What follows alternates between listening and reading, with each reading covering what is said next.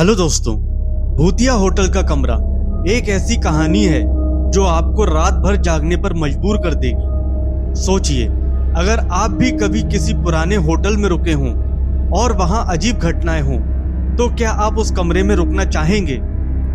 कहानी शुरू होती है एक छोटे से कस्बे में स्थित एक पुराने खौफनाक होटल से, जिसका नाम था विक्टोरिया होटल। इस होटल की उम्र करीब 100 साल से भी ज्यादा थी। लोग इस होटल के बारे में अजीब अजीब किस्से सुनाते थे, खासकर कमरा नंबर 13 के बारे में। कहते थे कि इस कमरे में जो भी ठहरता है उसे रात में अजीब आवाजें सुनाई देती हैं और कभी कभी तो वो लौटकर भी नहीं आता। पर फिर भी कुछ लोग इस पर यकीन नहीं करते थे और इसे सिर्फ अफवाह समझते थे। अमित, जो एक व्यापारी था, उसे अपने व्यापार के सिलसिले में उस कस्बे में रुकना पड़ा। वो जल्दबाजी में था और उसे ठहरने के लिए कोई और होटल नहीं मिला, तो मजबूरी में उसे उसी पुराने विक्टोरिया होटल में एक रात बिताने का फैसला करना पड़ा। जैसे ही वो होटल पहुंचा, उसे वहां की जर्जर हालत देखकर अजीब सा महसूस हुआ। दरवाजों पर जंग लगी थी, फर्नीचर धूल में ढका हुआ था और चारों ओर एक भयानक खामोशी छाई हुई थी।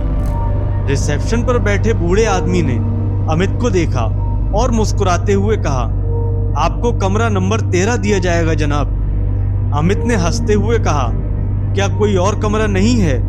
13 नंबर थोड़ा अजीब लगता है।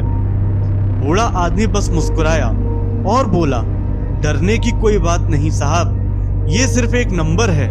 अमित को कमरा नंबर 13 की चाबी दी गई और वो अपने सामान के साथ उस कमरे की ओर बढ़ा। जैसे ही उसने कमरे का दरवाजा खोला, अंदर घुसते ही उसे ठंडक का एहसास हुआ। ये ठंड ऐसी थी जैसे कमरे में कई सालों से कोई नहीं आया हो। कमरे में एक पुराना बिस्तर, लकड़ी की अलमारी और एक छोटी सी खिड़की थी, जिससे बाहर का अंधेरा साफ दिखाई दे रहा था। रात का वक्त हो चुका था और अमित थकान से चूर था।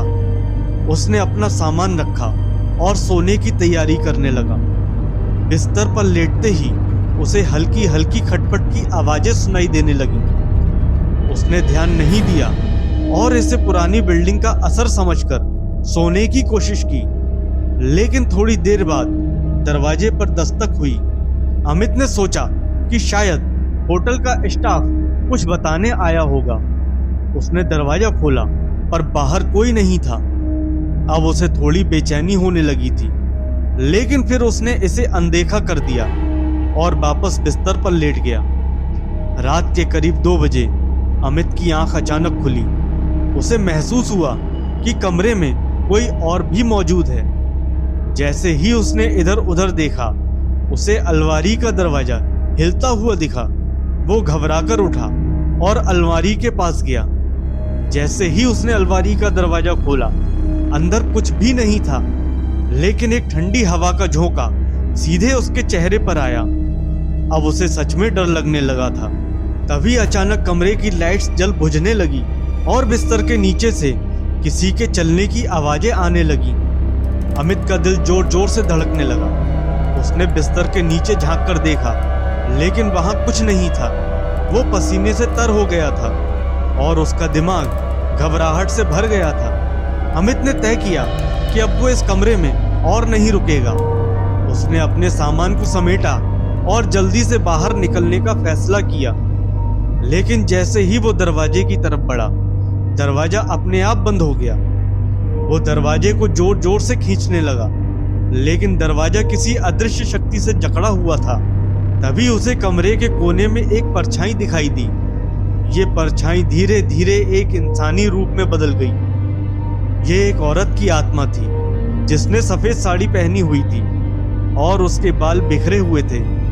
उसकी आंखें लाल थीं और वो धीरे धीरे अमित की तरफ बढ़ने लगी। अमित बुरी तरह से डर चुका था और जोर जोर से चिल्लाने लगा, लेकिन उसकी आवाज जैसे कमरे की 4 दीवारों में ही गुम हो गई थी। वो औरत की आत्मा अमित के पास आकर रुक गई और धीमी आवाज में बोली, तुम इस कमरे में क्यों आए? ये कमरा मेरा है। अमित ने अपनी आंखें बंद कर ली और बुरी तरह से कांपने लगा। तभी अचानक कमरे की सभी लाइटें बुझ गईं और चारों ओर घना अंधेरा छा गया। अमित डर के मारे बेहोश हो गया और जब उसकी आंख खुली तो वो होटल के रिसेप्शन पर था। होटल के बूढ़े रिसेप्शनिस्ट ने बताया कि वो उसे सुबह कमरे में बेहोश मिला था। अमित को कुछ समझ में नहीं आया कि ये सब कैसे हुआ। उसने तुरंत होटल छोड़ने का फैसला किया और जल्दी से वहां से निकल गया। बाद में अमित ने होटल के बारे में और जानकारी जुटाई तो उसे पता चला कि कमरा नंबर 13 में कई साल पहले एक औरत की हत्या कर दी गई थी। उसकी आत्मा अब भी वहां भटक रही थी और जो भी उस कमरे में ठहरता वो उसकी आत्मा का शिकार बनता था। अमित ने अपने आप को इस डरावने अनुभव से मुश्किल से संभाला और कभी दोबारा उस होटल के करीब भी नहीं गया। विक्टोरिया होटल का कमरा नंबर 13 आज भी बंद है और कोई भी उस कमरे में जाने की हिम्मत नहीं करता। दोस्तों, अगर आपको ये कहानी पसंद आई हो तो वीडियो को लाइक और शेयर करें और हमारे चैनल को सब्सक्राइब करिए। धन्यवाद।